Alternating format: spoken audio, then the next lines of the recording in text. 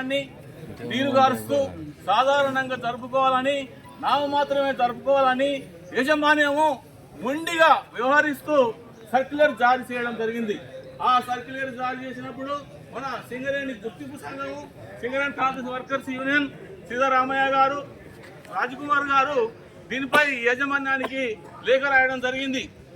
ఎప్పటి మాదిరిగానే గత 20 సంవత్సరాల మాదిరిగా మనము బడ్జెట్ కేటాయించాలి, ఈ యొక్క కార్యక్రమాన్ని కార్మికులు సంతోషంగా జరుపుకోవాలని యాజమాన్యానికి లేఖ రాయడం జరిగింది. మనకు ప్రతి సంవత్సరం దాదాపు 20 సంవత్సరాల నుంచి ప్రతి సంవత్సరము మన సింగరేణి వ్యాప్తంగా 33 లక్షలు కేటాయించేది.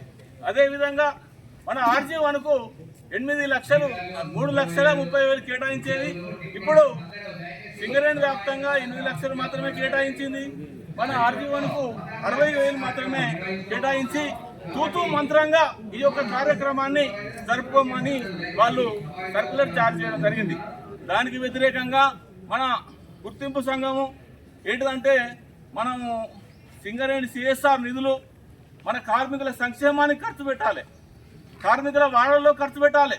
అట్లాంటి CSR నిధులను తీసుకుపోయి హైదరాబాద్లో ఫుట్బాల్ కొరకని 10 కోట్లు ఖర్చు చేసి అన్ని వృధా చేస్తారు. సరే వృధా చేసినవయ్యా, మరి ఇక్కడ మా కార్మికుల కొరకు సంక్షేమం కొరకు ఈ సంతోషం కొరకు ఒక 3 లక్షలు ఇవ్వా అంటే 3 లక్షలు కూడా ఇవ్వకుండా 60,000 కేటాయించి మనల్ని నిరుత్సాహపరుస్తున్నారు. దానికి వ్యతిరేకంగా మనం ఈరోజు నిరసన వ్యక్తం చేస్తున్నాము.